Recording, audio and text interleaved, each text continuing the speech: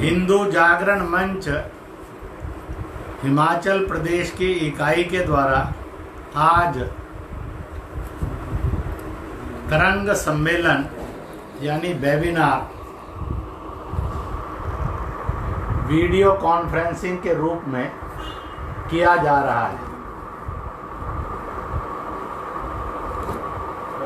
Corona virus के इस संकट में आज की जो तांत्रिकी यानी टेक्नोलॉजिकल विकास है, उसके कारण हम सबको मिलने की और बात करने की एक नई पद्धति मिल गई है।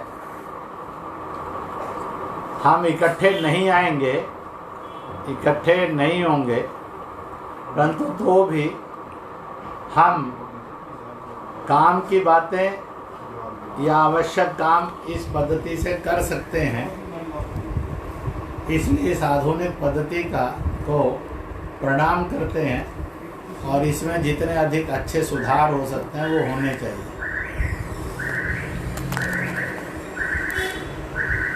हिंदू जागरण मंच, इसमें हिंदू शब्द को ठीक रेफरेंस में समझना चाहिए। जब हम नर्क स्वर्ग से आत्मा के रूप में चलकर धरती पर आते हैं,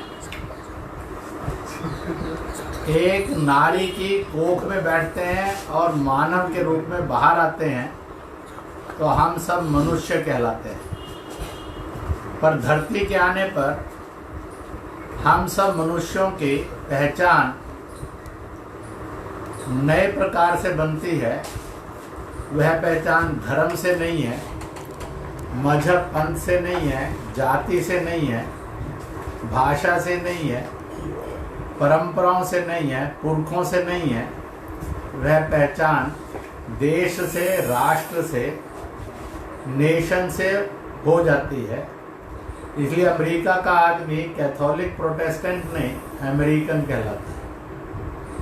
इसी प्रकार से चीन का आदमी कन्फ्यूशिस्ट, बुद्धिस्ट आदि नहीं, चीनी कहलाता है। तुर्किस्तान अरब का आदमी मुस्लिम, शिया, सुन्नी आदि नहीं, वह अरबी और तुर्की कहलाता है। इसी प्रकार से हमारे देश के नाना प्रकार के नाम हैं, कुछ हमसे हैं, कुछ दुनिया ने दिए। आर्यव्रत से दुनिया के करोड़ों लोग हमें आर्य कहते हैं। भारतवर्ष से हमें भारतीय कहते हैं। हिंदुस्तान से हमें हिंदुस्तानी कहते हैं। हिंद से हमें हिंदू कहते हैं। इंडिया से हमें इंडियन कहते हैं। यह सब राष्ट्रवाचक शब्द हैं। इनमें से कोई भी मत, पंथीय और मजहबी नाम नहीं है। यह सब राष्ट्र से जुड़े हैं। वैश्विक सिद्धांत के अनुसार हम सब आर्य, भारतीय, हिंदू, हिंदुस्तानी, इंडियन थे, हैं और रहेंगे। कई लोगों को हिंदू शब्द पर ऐतराज होता है। यह उनका या तो अज्ञान है, या षड्यंत्र है, या वह दुर्भावना से ओतप्रोत हैं। इसलिए इनमें से प्रत्येक शब्द एक दूसरे का पर्यायवाची है। जो जितना अपने आप को भारतीय कहता है वो उतना ही हिंदू भी है। जो अपने आप को हिंदू कहता है वो उतना ही बड़ा भारतीय भी है। इसलिए इस बात को सबने ध्यान में रखना चाहिए। हिंदू होने का गौरव होना यह एक स्वाभिमान का, सम्मान का विषय है और इसकी सत्यता को स्वयं समझना और दुनिया को भी समझाना ये बड़ा जरूरी है। मैंने अपने पिछले 25-30 वर्षों के यात्रा में लाखों लाख मुसलमानों से, हजारों लाखों ईसाइयों से लाखों लाख बौद्धों से विश्व के 30-40 देशों के कूटनीतिज्ञ, राजनीतिज्ञ और विद्वानों से चर्चा करते हुए इस बात को उनके सामने रखा है। और ऐसे लोग बनते जा रहे हैं जिनको अब लगता है अपने आप को किसी भी धर्म के होने पर हिंदू कहने में संकोच नहीं करना चाहिए। हिंदू ही भारतीय है, हिंदुस्तानी ही हिंदू है, और इसलिए हिंदू ही इंडियन है, हिंदू ही हिंदुस्तानी है, हिंदू ही भारतीय है। इसमें कोई संकोच करने की ज़रूरत नहीं। हम हिंसा से, क्रोध से इसको नहीं, जो इसके सत्य सनातन रूप है उससे समझाएंगे। तो आज जो विरोध करते हैं कल वो समर्थक बनते जाएंगे। आज हम सब कोरोना महामारी के समय में इकट्ठे हुए हैं, अपने अपने स्थान पर हैं, उत्सुकता में एक दूसरे को जान रहे हैं। मैं इतनी दूर से ये कह सकता हूँ कि आप सब प्रसन्न होंगे, स्वस्थ होंगे, सक्रिय होंगे और अपने फर्ज को निभा रहे होंगे। आप तनाव में नहीं होंगे, तनाव मुक्त होंगे, किसी को तनाव नहीं दे रहे होंगे, सब तनाव रहित हो रहे होंगे। वैसे भी हिमाचल तो देवताओं की भूमि है, जहाँ मनुष्य तनावों से मुक्त होकर मनुष्यता के साथ फलता फूलता है। ऐसी हिमाचल की देवभूमि को प्रणाम करते हुए आप सबकी भी स्वास्थ्य की सक्रियता, प्रसन्नता के लिए शुभकामनाएं करता हूँ और बधाई देता हूँ। कोरोना महामारी ये पिछले कुछ महीनों की महामारी है। कोरोना वायरस यह प्रकृति से नहीं जन्मा है, यह मनुष्य निर्मित है, मानव निर्मित है। चीन की वुहान की विज्ञानशाला में, वैधशाला में ये फल फूल रहा था। अकस्मात उनके नियंत्रण से निकल गया और कुछ और देशों के अंदर से होता हुआ इसने विश्व के 200 से अधिक देशों को ग्रसित कर लिया है। वो संपूर्ण पृथ्वी भी इसके चपेट में आ गई है। अपना देश भारत भी चपेट में है। इसलिए भारत के संदर्भ में यह वायरस विदेशी है, भारतीय नहीं है, स्वदेशी नहीं है। तीसरी बात, यह मैन मेड है और प्रकृति से नहीं है, इसलिए इसका पूरा फलना फूलना और विकसित होने से पहले स्लिप कर गया, इसलिए अधमरा है। इसलिए इसको लोग हाफ लिव्ड और हाफ डेड भी कहते हैं। मनुष्य से बना है, इसलिए मनुष्य को बड़ी जल्दी चपेट में ले लेता है। एक बात और भी कही जाती है, इसका संक्रमण बड़ी तेजी से में फैलता है, पर इससे डेथ ऑफ रेट बड़ा कम है। पर जो भी हो, आज इसकी दवा निकले, इसका उपचार हो और इससे मुक्त हो सके भारत और विश्व, यह एक बड़ी चुनौती सबके सामने है। और इसी चुनौती को समझने में कुछ चीज़ें हमारे ध्यान में हैं और आएँ, कुछ बातें मैं आप सबके सामने कह रहा हूँ और कहूँगा। यह जो कोरोना महामारी है, जब ये दुनिया में फैली तो जितने दुनिया के सामने विकास मॉडल थे, वो लंदन के रूप में, ब्रिटेन के रूप में होगा, न्यूयॉर्क अमेरिका के रूप में होगा, जर्मनी, जापान, चीन, रूस, Paris, Spain, Italy, Iran, Switzerland आदि के रूप में होगा, ऑस्ट्रेलिया आदि के रूप में होगा। यह सब दुनिया के जो ताकतवर देश, विकसित देश, शिक्षित देश, खुशहाल देश, जिनके जीवन मूल्य अच्छे हैं, ऐसे माने जाने वाले देश थे। पर जैसे ही कोरोना वायरस ने वहाँ आक्रमण किया, यह सब एकदम चकनाचूर हो गए। किसी का भी विकास, किसी की भी और आर्थिक और तरक्की, किसी की भी शिक्षा, किसी का भी रोजगार, किसी के भी जीवन मूल्य इसके सामने ठहरे नहीं, सब ध्वस्त हो गए हैं। ये एक सत्य सामने है। इसी के दूसरा सत्य भी है। कोरोना वायरस प्रारंभ में विदेशियों के माध्यम से भारत में इन्फिल्ट्रेट हुआ, उसने घुसपैठ की। जब इसने घुसपैठ की तो वह भारत में आया, तो भारत की सरकार ने तुरंत इसके बारे में चिंतन किया और प्रधानमंत्री श्री नरेंद्र मोदी, उनके सरकार में सहयोगी, प्रशासन में सहयोगी, अनेक वैज्ञानिक, बुद्धिजीवियों, समाज सेवियों ने इस पर चिंता की और इस वायरस का मुकाबला करने के लिए पहला, इस वायरस के बारे में ठीक जानकारी देना, दूसरा, इस वायरस के अनुसार कोई दवा तैयार करना, तीसरा, इस वायरस के against humanity strength of a man, यानी हमारी प्रतिरोधक क्षमता आदमी की बढ़े, इसको तैयार करना, चौथा, इस वायरस से ऐसी सावधानियां, जिन सावधानियों के कारण वायरस हम पर हमलावर नहीं हो सकेगा, वो तैयार करना, ताकि एक अच्छा और मजबूत सुरक्षा कवच हर आदमी, परिवार, गली मोहल्ला, समाज, देश का बनता चला जाए, इसकी तैयारी करना और सबको कंसोल करना, भयग्रस्त ना होकर इस महामारी के खिलाफ खड़े होने के लिए तैयार हों, ऐसी जागरूकता पैदा करना, ये सारे प्रयत्न शुरू किए। और इन प्रयत्नों का परिणाम रहा कि भारत में ये वायरस काफ़ी नियंत्रण में आ गया। परंतु मैं बाकी सब बातों की चर्चा बाद में करूंगा, पर एक गंभीर चर्चा इस समय करता हूं।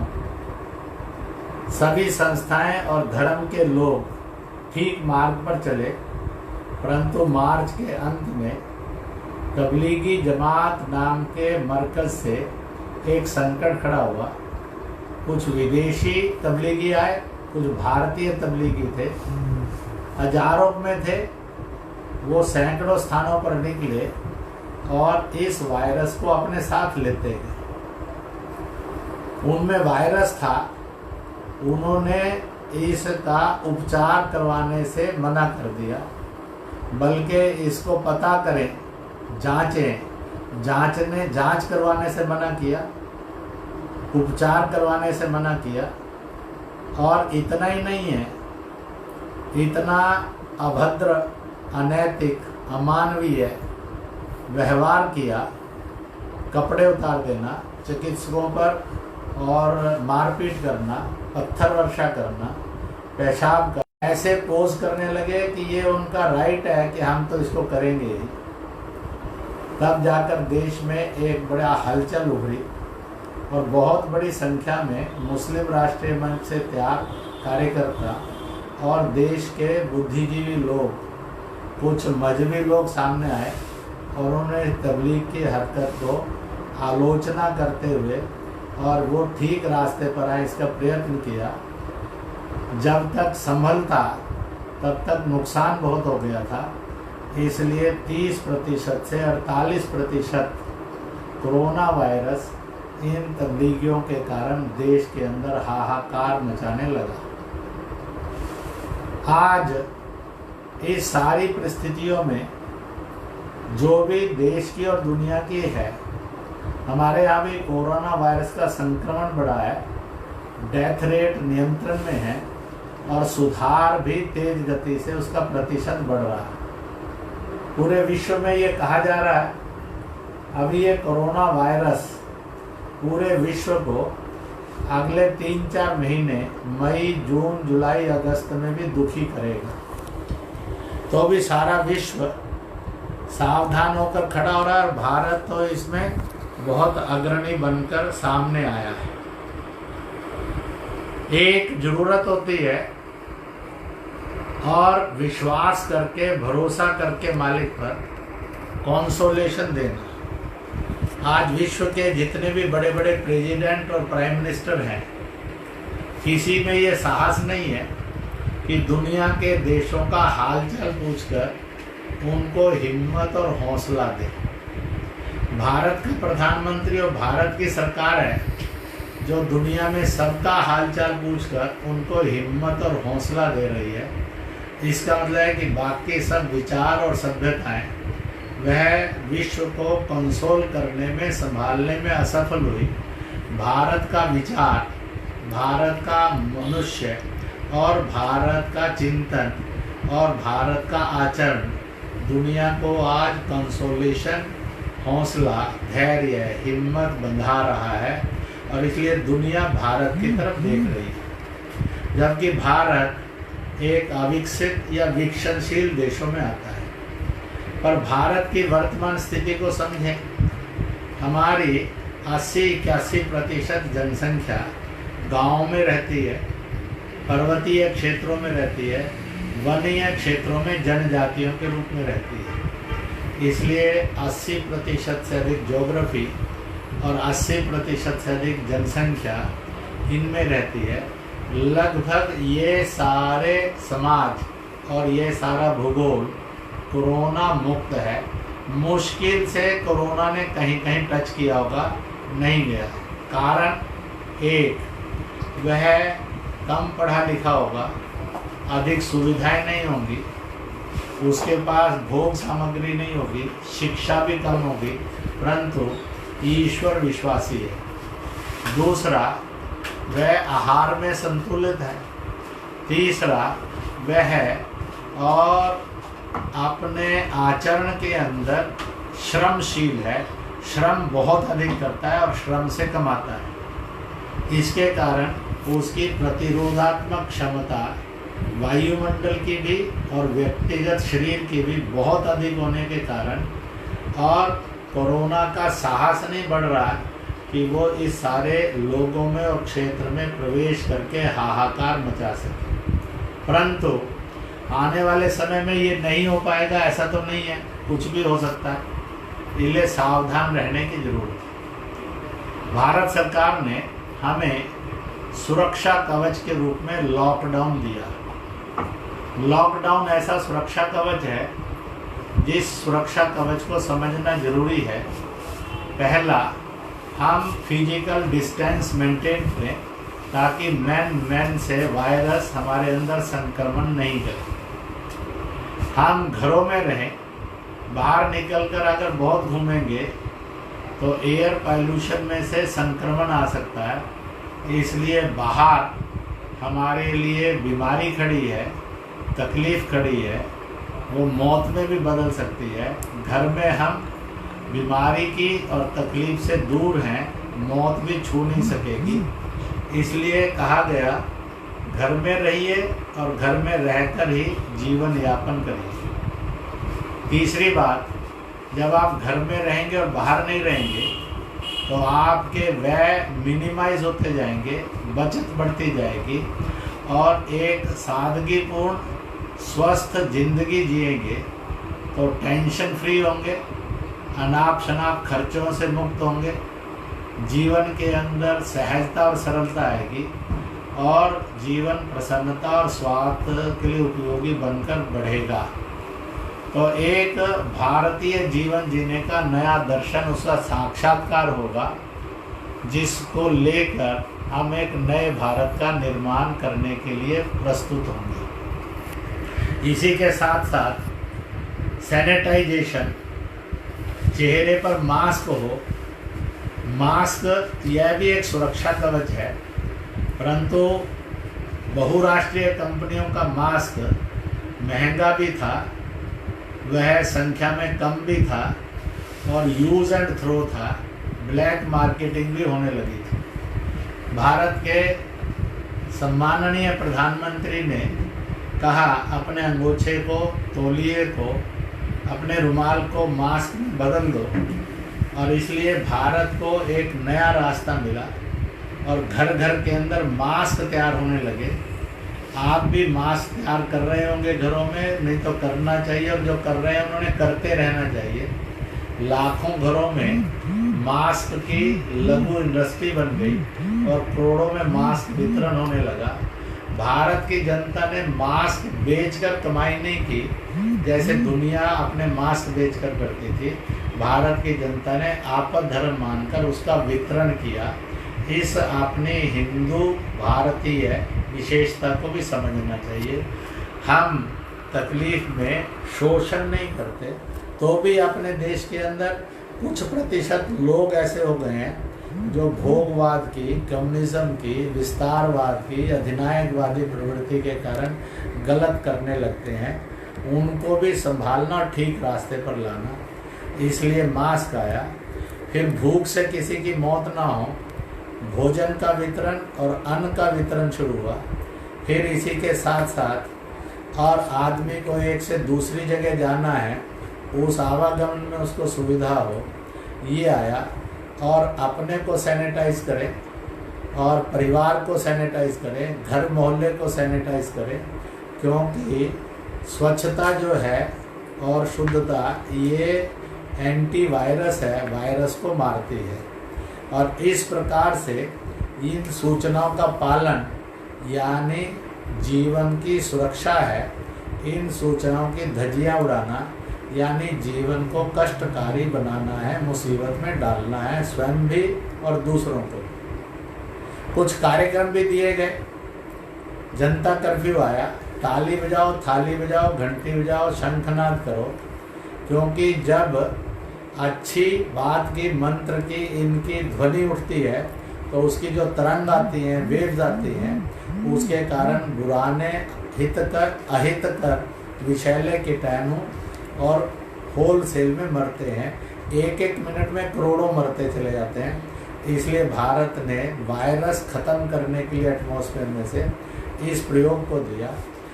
दीपक जलाओ, रोशनी करो, क्योंकि आप भी घर में सामान्य देखेंगे, गली मोहल्ले में भी जहाँ अंधेरा रहता है, छाँव रहती है, बंद सा रहता है, गंदा रहता है, वहीं कीटाणु होलसेल जन्मता है। इसलिए प्रकाश करेंगे तो वायरस जन्मेगा नहीं, जो जन्मा है वो मरेगा। इसलिए ऐसे अनेक प्रयोगों में से भारत आगे बढ़ा और हम वायरस से जूझते गए। और दुनिया को भी अब लगने लगा कि इन कार्यक्रमों के द्वारा एक हैप्पीनेस आती है, एक री एनर्जेटिक होता है, इसलिए इन कार्यक्रमों को लेना चाहिए। अब इस प्रकार की एक स्थिति है, आज हम सब मिनिमम में अपने जीवन को जी रहे हैं। ये सोचना चाहिए कि फिर जो हम मैक्सिमम में जीवन जीते थे वो अच्छा था कि मिनिमम में जीना अच्छा है। लगेगा मैक्सिमम में जीने पर करप्शन, क्राइम, तनाव, हिंसा, मारो मार बढ़ रही थी, और सरलता में, सादगी में और कम में जीने से मन प्रसन्न है, हंसी खुशी है और हमारे पास प्रगति भी है। और इसलिए दुनिया के अंदर ये बहस भी चल पड़ी है कि आखिरकार कल कौन सा विकास मॉडल, दुनिया के सब विकास मॉडल तो वायरस ने चकनाचूर कर दिए हैं। अब वो कोई भी ये नहीं कह सकता है कि ये विकास मॉडल अब चलेगा दुनिया में, क्योंकि जितने प्रगत विकास मॉडल थे वो सब ध्वस्त हो गए हैं और दुनिया भारत की तरफ देख रही है। अब भारत ही करुणा पर, मैत्री पर, सद्भाव पर, सहयोग पर, सरलता पर, सादगी पर और स्वास्थ्य पर, वसुधैव कुटुंबकम पर, सब धर्मों के सम्मान करो, अपने धर्म पर चलो, धर्मांतरण नहीं करो, कट्टरता नहीं चाहिए, हिंसा नहीं चाहिए, ये सारी चीज़ों पर से एक नए मॉडल की प्रतीक्षा कर रहे हैं। बड़े उद्योग नहीं, लघु उद्योग, घरेलू उद्योग और श्रम आधारित उद्योग से रोजगार मिलेगा, बेरोजगारी खत्म होगी, गांव-गांव से भी पलायन रुकेगा। इसलिए ये भी आवाज़ उठने लगी है। इसलिए एक नया भारत प्रस्तुत होगा इस संकट में से, और हमें उस नए भारत को बनाने के लिए एक बड़ा सुअवसर इस समय में मिलेगा। तो हम भी उसके लिए अपने आप को तैयार करें और कुछ बातों को जहां हमारे मन में ये होगा कि लॉकडाउन लॉकडाउन लॉकडाउन खुलना चाहिए, सरकार धीरे धीरे करके लॉकडाउन को कुछ कम करती जाएगी, कुछ खोलती जाएगी। हम और 70-72% लॉकडाउन में और एक 35% के 30%, 28% बिना लॉकडाउन के लगभग हिंदुस्तान बन गया है। धीरे धीरे ये प्रतिशत बढ़ेगा, परंतु अगर सूचनाओं का पालन नहीं हुआ, सावधानियों का पालन नहीं हुआ तो संकट आएगा। सारी दुनिया में ये भी हो गया कि मांसाहार करने वाले जो समाज थे, सबसे ज़्यादा कोरोना वायरस ने उन्हीं को हिट किया। आज कोरोना वायरस से संक्रमित और मौत को प्राप्त संख्या में 80-82% मांसाहार से जुड़े हुए लोग हैं। शाकाहार में भी जिनको बहुत ज़्यादा अटपटा, चटपटा और ओवर ईटिंग आदत थी या मसालेदार खाने की आदत थी, बार बार खाने की आदत थी, ऐसे लोग ज़्यादा चपेट में आए। इसलिए कोरोना वायरस यह भी एक देता है कि क्या खाना और क्या नहीं खाना। मैं ये तो नहीं कहूँगा ये छोड़िए और ये खाइए, परंतु हमें सत्य पता होना चाहिए ताकि हम अपने आहार के बारे में भी निर्णय कर सकें। इसी के साथ साथ कुछ ऐसी चीज़ें होती हैं जिनको आहार में समय समय पर भोजन में, खिचड़ी में, चावल में, दाल में, सब्जियों में लेते रहना चाहिए। इनकी भी सूचियां प्रकाशित हुई हैं।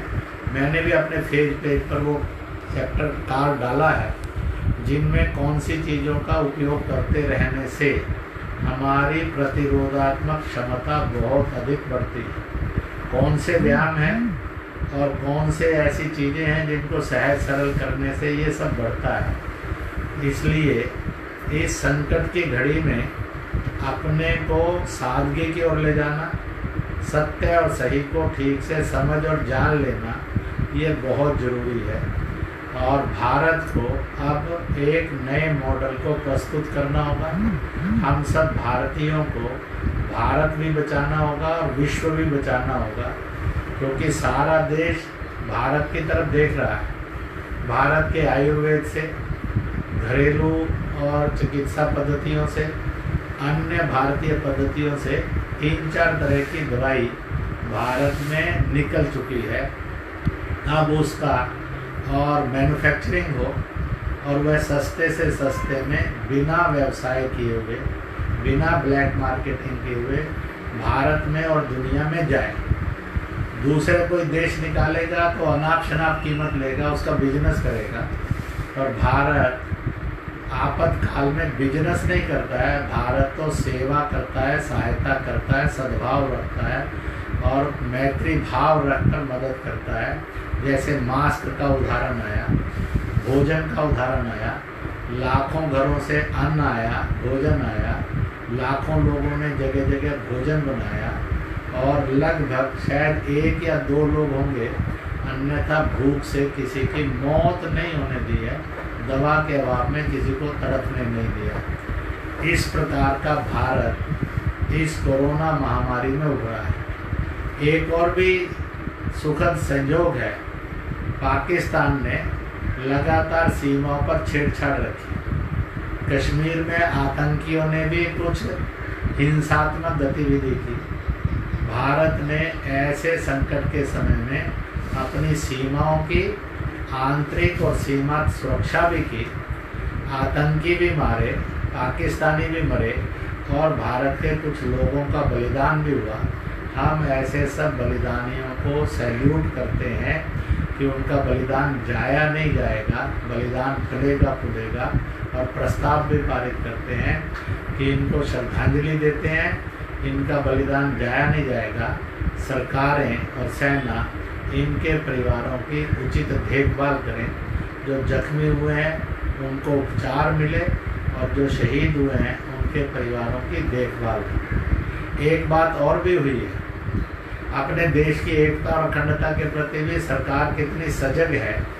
और इसलिए मौसम विभाग ने फैसला घोषित किया कि अब राज्यों के अनुसार जब मौसम, तापमान आदि बताते हैं तो जम्मू कश्मीर का मौसम और तापमान बताते समय मुजफ्फराबाद, गिलगित और बाल्टिस्तान का भी तापमान और मौसम बताया जाएगा। तो पाकिस्तान ने बहुत प्रतिक्रिया की और भारत ने कड़ा स्टैंड लेकर इसकी घोषणा कर दी और इसको लागू करेगा और कह दिया कि यह POK हमारा था, हमारा है और हमारा ही रहेगा। ये तुम्हारे अवैध कब्जे में है, तुम इसको खाली करो।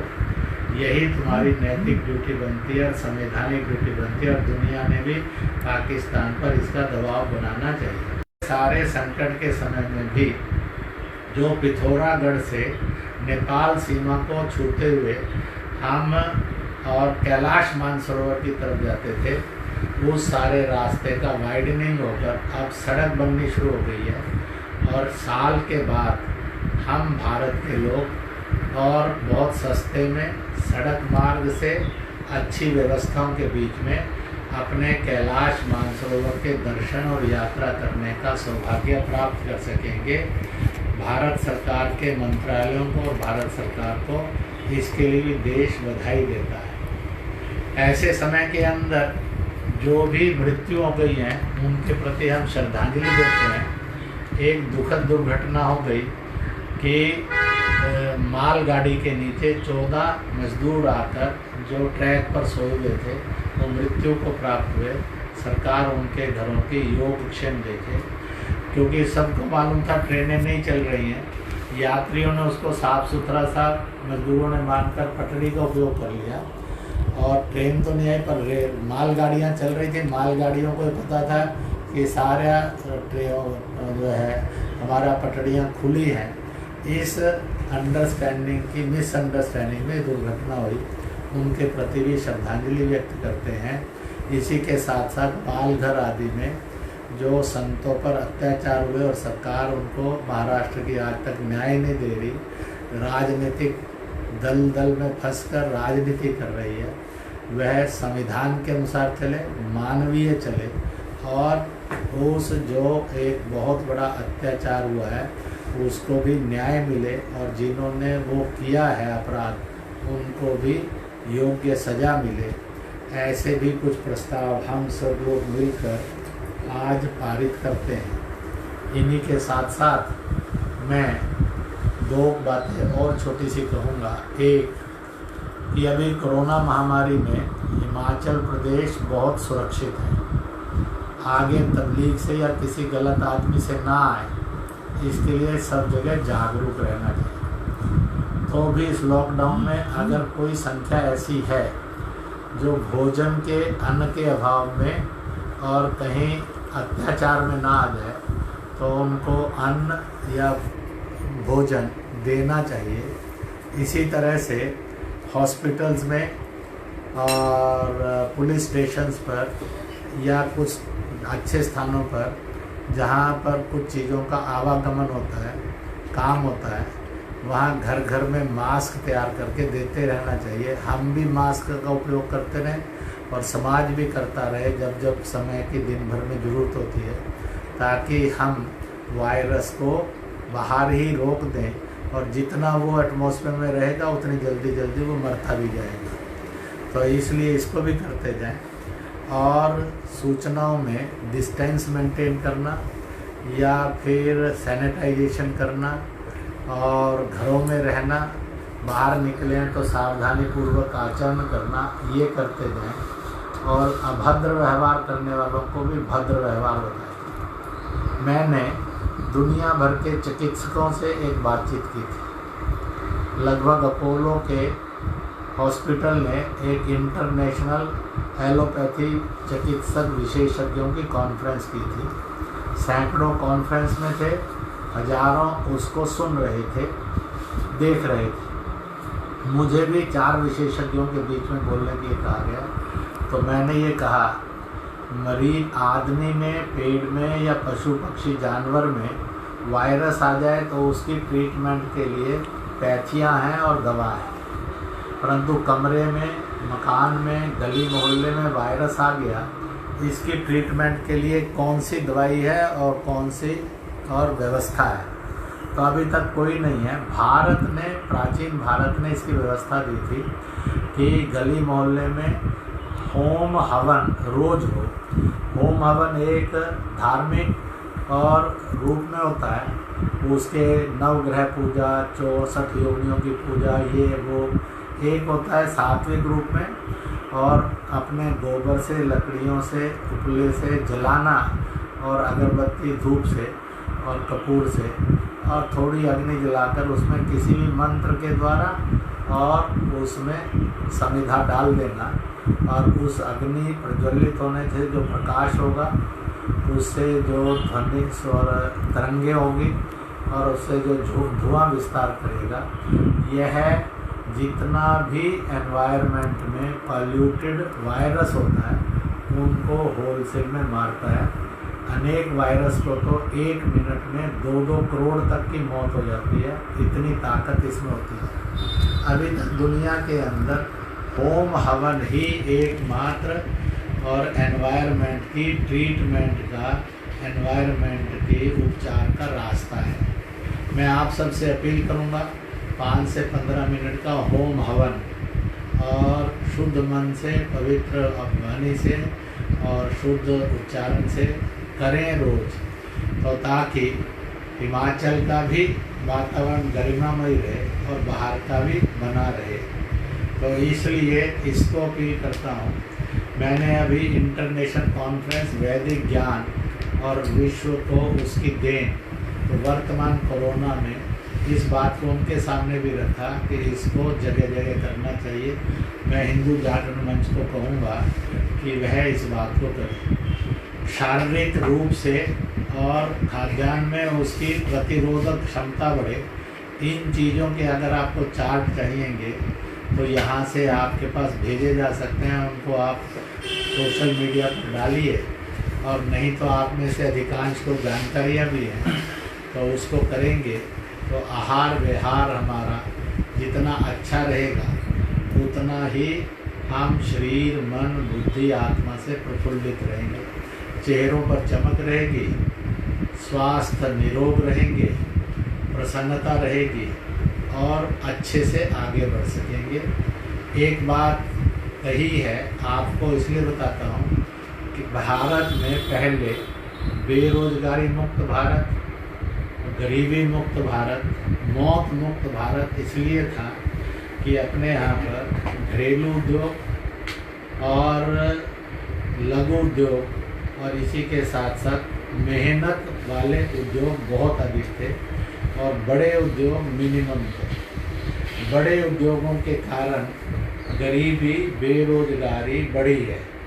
भारत के प्रधानमंत्री ने 2 बार संकेत किया। अब भारत को ज़रूरत है कि वह अपने देश की बनी हुई चीज़ों का उपयोग करे, वह बाहर की चीज़ों का उपयोग रोके, क्योंकि अब चीनी माल और बहुराष्ट्रीय माल, चीनी माल के बारे में तो सबको ये हो गया है कि ये धोखेबाज माल है। बहुराष्ट्रीय कंपनियों वाला माल कोरोना वायरस ने बता दिया कि इसमें कोई वजूद नहीं है जो रजिस्टर कर सके। इसलिए भारतीय माल का उत्पाद घरेलू उद्योग, लघु उद्योग, श्रम केंद्रित उद्योगों से बढ़ाओ और अपने देश के माल का उपयोग करने की आदत बनाओ।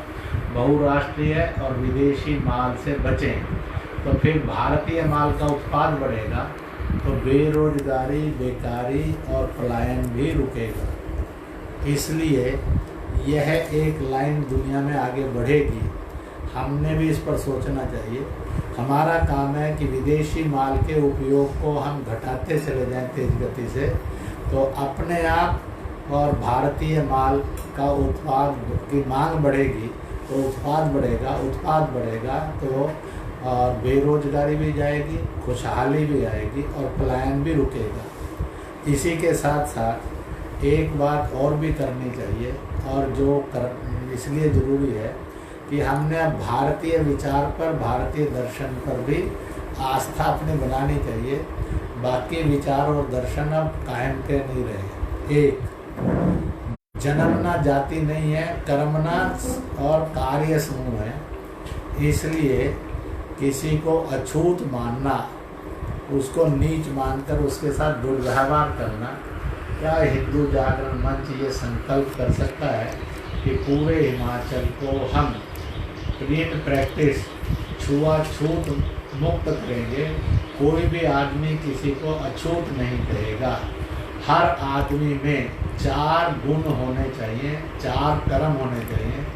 वह सुरक्षा की दृष्टि से स्वस्थ और सुरक्षा कर सके, वह और वैश्य की दृष्टि से ठीक कमाए, शोषण नहीं करे और दूसरों का भी पेट भर सके, ऐसा होना चाहिए। वह और शिक्षा से उच्च होना चाहिए, विचार से शुद्ध होना चाहिए और वह सेवा के धर्म के रूप में होना चाहिए। जब ये चारों गुण होते हैं तो संपूर्ण आदमी होता है। तो हम छुआछूत मुक्त समाज बनाएंगे। छुआछूत मानना ये अधर्म है, पाप है, अपराध है, इससे मुक्त होंगे। दूसरा, धर्मांतरण, यह एक खतरनाक मानवीय वायरस है जो धर्मों के अंदर कट्टरता और हिंसा को जन्म देता है, वैमनस्य को जन्म देता है। इसलिए धर्मांतरण मुक्त, धर्मों के सम्मान युक्त हिमाचल को बनाएंगे। मैंने ईसाइयों से, मुसलमानों से इसकी चर्चा की है, कुछ की समझ में आने लगा है, पर हम ताकत के साथ इस बात को रखेंगे। तो धर्मों पे हिंसा होना, टकराव होना, कत्ल होना, ये ख़त्म होगा। और इसी के साथ साथ लड़के लड़की में भेद नहीं करना, क्योंकि स्वर्ग नर्क के आत्मा चलती है, बेटी माँ की कोख में बैठती है, फिर मैं और आप मानव के रूप में आते हैं। इसलिए भ्रूण हत्या, बलात्कार, महिला पर जुल्म, ये ख़त्म हो। इसलिए बेटा बेटी एक समान का नारा नहीं लगाता है, बल्कि बेटी जन्मने पर हिमाचल के हर घर में, गांव में, परिवार के अंदर खुशियां मनाई जाती हैं। और इसलिए अब कोई परिवार ऐसा नहीं बचा जिसमें बेटी आने पर लक्ष्मी, अन्नपूर्णा, चामुंडा, कामाख्या और ज्वालामाई आने पर और रोना खाते हैं, क्योंकि हिमाचल तो देवभूमि है और सबसे ज़्यादा देवीय स्थान भी वहीं है। और इसलिए पूरा हिमाचल लड़की आने पर झूमता है, पूरा हिमाचल छुआछूत मुक्त है, पूरा हिमाचल धर्मांतरण मुक्त है, धर्मों के सम्मान वाला है। ये भी करने का संकल्प लेना। इसलिए हमारे सामने एक चुनौती है, कोरोना वायरस में से काम आया है कि हम स्वयं ऐसे बनेंगे और हिमाचल को ऐसा बनाएंगे।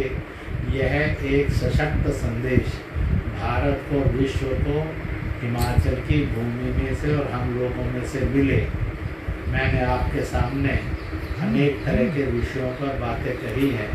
इस विश्वास के साथ यह सब चीज़ें घर घर पहुँचे, समाज तक पहुँचे और एक नया संदेश आए कि जिससे करप्शन और क्राइम मुक्त भारत बने और भारत की तरफ दुनिया देखेगी और भारत दुनिया को रास्ता दिखाएगा। हम व्यापार करके लूटने का काम नहीं करेंगे, हम मदद करके सबको पालने और पोसने का काम करेंगे। ऐसा भारत था, ऐसा भारत हो, ऐसा भारत करेंगे। ऐसा एक संकल्प लेकर आप सब लोग करें। इस विश्वास के साथ एक बात, करम जो प्राइम मिनिस्टर केयर फंड है उसमें आपने अपना अपना धन डाला होगा, नहीं तो मिलकर डालना चाहिए, परंतु एक प्रकार से और धन जरूर डालना चाहिए। आपके घर में जो 6-7 साल से छोटा बच्चा है, चाहे कल परसों और आज ही जन्मा है, ऐसे बच्चे के नाम से 200, 400, 500, 1000 रुपया प्राइम मिनिस्टर केयर फंड में जरूर दीजिए। उस बच्चे के हाथ से किसी गरीब को जरूर भोजन करवाइए। उस बच्चे के हाथ से किसी ज़रूरतमंद को जरूर मास्क दिलवाइए, हाथ साफ करवाइए। जब वो बड़ा होगा तो उसको भी लगेगा दुनिया की इतनी बड़ी महामारी के विरुद्ध लड़ने में मैं भी एक योद्धा था। क्योंकि यह युद्ध शस्त्रों का युद्ध नहीं है, यह सतर्कता, सावधानी और अहिंसा के मार्ग से जीवन मूल्यों से लड़ा जाने वाला युद्ध है। और भारत के पास दुनिया के श्रेष्ठ जीवन मूल्य, इसलिए हम ही इससे लड़कर दुनिया को बचा सकते हैं। और इस प्रकार से हमने दिया, ये हमारा गौरव है और स्वाभिमान है। और बच्चे ने दिया, जब बच्चा बड़ा होकर सुनेगा कि कोरोना महामारी इतनी भयानक महामारी थी, इतने लाखों लोग उसमें संक्रमित हुए, करोड़ों लोग और इतने लाखों मरे, उस बीमारी के खिलाफ मैंने भी धन देकर उससे बीमारी से लड़ा था, मैंने भी भोजन करवा के लड़ा था। उस बालक को यह और उपलब्धि सदा एक अच्छे रास्ते पर रखेगी, वो गलत रास्ते पर नहीं जाएगा। और जब बालक के बारे में कोई ऐसी बात कहेगा तो आप सबके चेहरों पर भी रौनक आएगी। इसलिए अपने उस जन्मने वाले बालक को, छोटे बालक को भी तरफ से भी कुछ करिए और करवाइए, ताकि वह भी कोरोना और महामारी के इस संग्राम में एक अच्छा योद्धा बनकर खड़ा हो।